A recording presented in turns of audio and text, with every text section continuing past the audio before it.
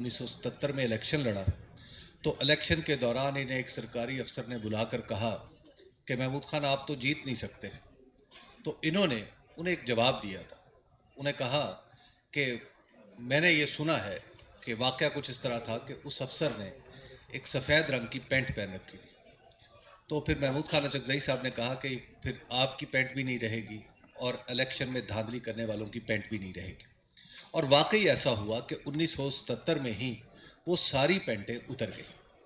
लेकिन आज जब 2024 के इलेक्शन की बात करते हैं तो 2024 का इलेक्शन इस तरह हुआ कि बुला बुला के कहा गया कि आप जीत सकते हैं या आप हार जाएंगे। आप ये काम करें तो जीत जाएंगे, ये काम अगर आपने किया तो आपकी शिकस्त की वजह बन जाएगा। और फिर जैसे अभी अफरा साहब खटक साहब ने कहा कि जेब से कागज़ निकले, और बिलखुसूस पंजाब में और कराची में, तो ये सारी सूरत हाल हम सब ने अपनी आंखों से देखी। जब इलेक्शन हो रहा था 2024 का, तो मैं करिया बकरिया घूमता हुआ, आवाज़ आ रही, मैं करिया बकरिया घूमता हुआ हैदराबाद गया। और हैदराबाद में लोगों से जब मैंने बात की, सर्वे किया, तो वहाँ पर पाकिस्तान तहरीक इंसाफ से ताल्लुक़ रखने वाला उम्मीदवार मेरी तवक्को के बरखिलाफ़ जीत रहा था। जब मैंने टेलीविज़न के ऊपर, जिस टीवी के लिए मैं काम करता था, उस टीवी पर मैंने ये रिज़ल्ट्स चलाए अपने सर्वे के और बताया कि हैदराबाद में भी पाकिस्तान तहरीक इंसाफ का फ़लाँ कैंडिडेट जीत जाएगा और उसको इतनी सबकत हासिल है अपने मुखालिफ पर। उसके बाद मैं कराची चला गया। जब मैं कराची में काम कर रहा था तो कराची में भी सूरत हाल इसी तरह की थी। तो फिर मुझे एक फ़ोन आया जिसमें मुझे कहा गया कि तुम बकवास कर रहे हो, हैदराबाद में तो ऐसी सूरत हाल नहीं है। मैंने कहा जी बिल्कुल नहीं होगी, मैं कोई इलेक्शन कमीशन नहीं हूँ, मैं तो एक सर्वे करने वाला गरीब सहाफ़ी हूँ जो आपको सूरत हाल बता रहा है, और ये मुकम्मल गलत हो सकती है। हाँ, अगर आप इसको गलत साबित करना चाहते हैं तो डेटा आप उसी तरह का इकट्ठा कर लीजिए। उसके बाद फिर जिस टीवी के लिए मैं काम करता था उस टीवी पर दबाव पड़ा कि जनाब तुम इसको निकालो। फिर ये तय पाया हम सब के दरमियान कि जनाब मामला ये करते हैं कि हम इलेक्शन में जो कुछ भी मैंने देखा है उसको नंबर्स की शक्ल नहीं दूंगा, उसको डेटा की शक्ल नहीं दूंगा, उसको सिर्फ चला दूंगा। जब मैंने वो चलाना शुरू किया तो उसके बाद फिर जो आखिरी हल्का मैंने इसी तरह कवर किया वो नवाज शरीफ साहब का था, जहाँ से नवाज शरीफ साहब तकरीबन 15% या डॉक्टर यास्मीन राशिद साहबा से पीछे थे।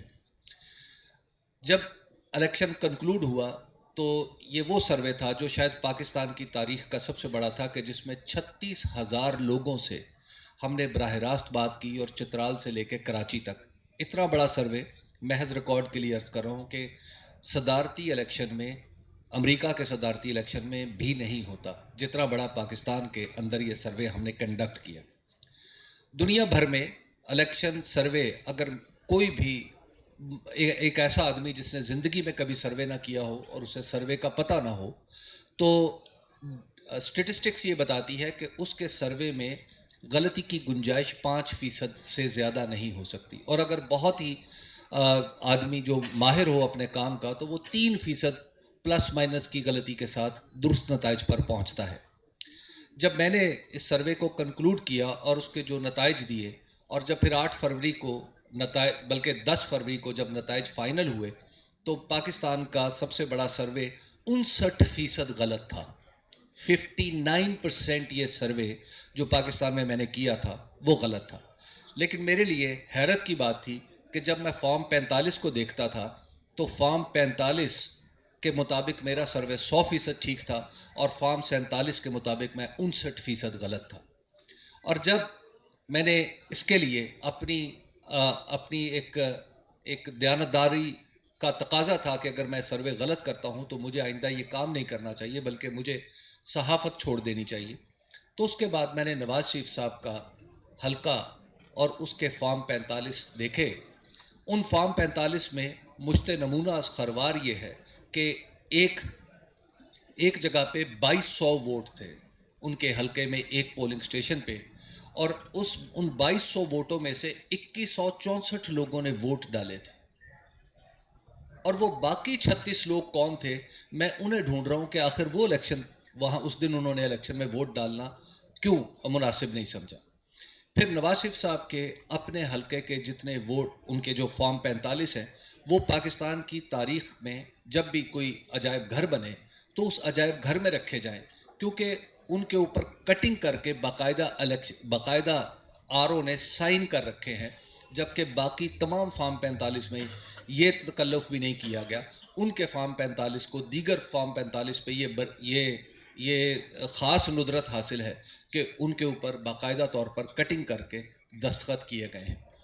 और आज मैं देखता हूँ कि जो इलेक्शन, जो दरअसल पाकिस्तान की सियासत का या पाकिस्तान के कॉन्स्टिट्यूशन का ग्रैंड नॉर्म है, जिसकी बुनियाद पे पूरे कॉन्स्टिट्यूशन की इमारत खड़ी है, वो पूरी की पूरी इमारत की बुनियाद मुतज़लज़ल होगी, जैसे अफरा साहब खटक साहब ने कहा।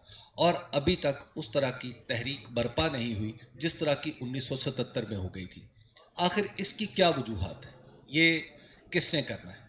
और दूसरी बात, मुझे ये इज्तिमा देख के एक सहाफ़ी के तौर पे थोड़ी हैरत और कुछ खुशी भी हो रही है कि पाकिस्तान में ऐसे लोग मौजूद हैं, महमूद खान चकजई साहब की तरह, बैरिस्टर गौहर की तरह, राजा नासिर अब्बास साहब की तरह, असद कैसर हैं, अख्तर जान मेंगल हैं, ये सब लोग मौजूद हैं जिनके कहने पे लोग एक मेज़ के गिर्द बैठ सकते हैं।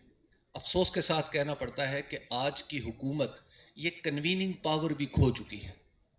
आज शायद पाकिस्तान के किसी इदारे के पास ये कन्वीनिंग पावर भी नहीं रही कि इतने मुख्तलिफुल ख्याल लोगों को एक मेज़ पर बिठा के उन्हें ये आज़ादी दे कि आप एक दूसरे से डिसएग्री करें, आप एक दूसरे से एग्री करें और फिर किसी एक नतीजे पर मुश्तरका तौर पर पहुंचा जाए, और वो कम से कम निकात हों जिन पर कोई तकाजा किया जाए कि आप इन पर इत्तफाक का इजहार करें। ये एक वाहिद खुशाइंद बात है जो पाकिस्तान की सियासत में हुई है। लास्टली मैं अर्ज़ करूँगा कि मैं एक सहाफ़ी हूँ, एक सहाफ़ी के तौर पे पाबंदियाँ शायद मेरी तबीयत का हिस्सा बन चुकी हैं कि मुझे पता है कि मुझसे पहली वाली नस्ल ने भी कुर्बानियाँ नौकरियों की भी दी, उन्होंने अपनी आज़ादी की भी दी, वो जेल भी गए, उन्होंने सब चीज़ें भुगती। आज शायद तारीख़ ने मेरे कंधों पर, और बहुत ही नाजुक कंधों पर, ये भारी बोझ जिसको मैं कतन उठाने का अहल नहीं हूँ, वो लाद दिया है। चलिए, मैं इसके तले कुचला जा रहा हूँ, हम बात आगे की तरफ लेके जाने की कोशिश कर रहे हैं, लेकिन आप सब लोग जो सियासत से ताल्लुक़ रखते हैं, मैं आपको की खिदमत में ये अर्ज़ करना चाहता हूँ कि सियासत दरअसल वो पानी है जो अदालत, सहाफ़त और मईशत के खेत को सैराब करता है। आज ये पानी इतना आलूदा है कि इसने झाड़ झंकार उगा दिए हैं। हम सहाफ़त की तरफ देखें तो अभी मेरे सीनियर और मेरे दूसरे सीनियर अफजल भट्ट साहब और पहले मतीउल्लाह जान साहब, इनके दरमियान जो भी इख्तलाफ की कैफियत है, और मेरी भी है, मैं भी अपनी क़यादत से किसी न किसी दर्जे में इख्तलाफ करता हूँ। कभी मुझे भी ये गुमान गुज़रता है या बदगुमानी होती है कि शायद हमारी क़यादत किसी मदाहनत का शिकार है, लेकिन बहरहाल हमारी क़यादत और हमने इसी के साथ चलना है। आज पैका एक्ट है और ये भी सियासत के ऐवान से निकला है, सियासत का वो ऐवान जो 2024 के इलेक्शन के नतीजे में बना।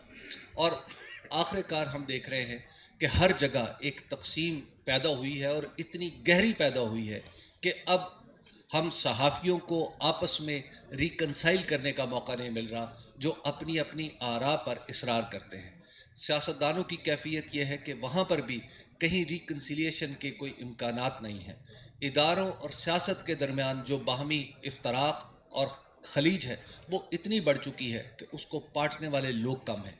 तो क्या हम सब ने यहाँ से आगे बढ़ने के लिए रास्ता जो भी चुनना है, वो तो हम तो यानी ख़ुद को तो मैं वज़न बैत के काबिल ही समझता हूँ। दरअसल आप अकाबिर हैं जिन्होंने कोई रास्ता बताना है।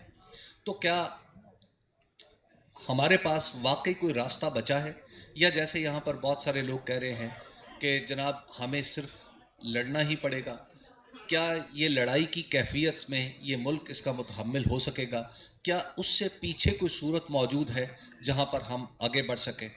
मैं आपकी तवज्जो का शुक्रगुज़ार हूँ। मेरे पास कहने के लिए यही कुछ था।